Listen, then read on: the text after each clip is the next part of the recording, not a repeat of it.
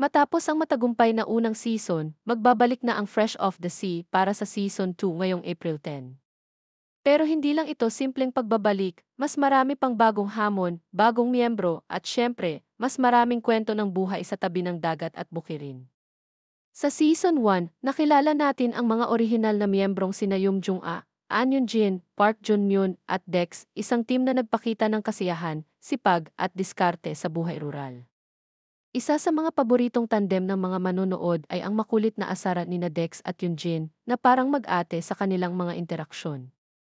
Kaya naman, may ilang fans na medyo nang hihinayang na hindi na nila makikita ang tambalan sa Season 2. Pero kahit wala sina Dex at Yunjin, napakaraming dapat abangan sa Fresh Off the Sea 2. Bukod sa pagbabalik ni Yum Jung-a at Park Jun-myun, makakasama na rin sina Lim Ji-yeon at Lee Jae-wook bilang bagong miyembro ng cast.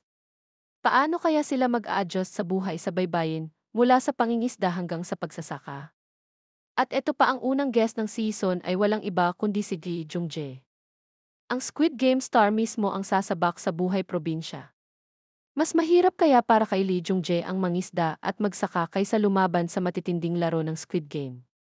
Abangan natin kung sino ang mas challenging kalaban, ang dagat o ang bukid.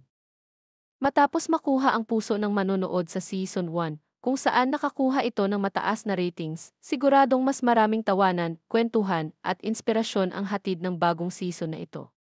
Kaya markahan na sa inyong kalendaryo ang April 10 para sa isang bagong simula ng Fresh Off the Sea.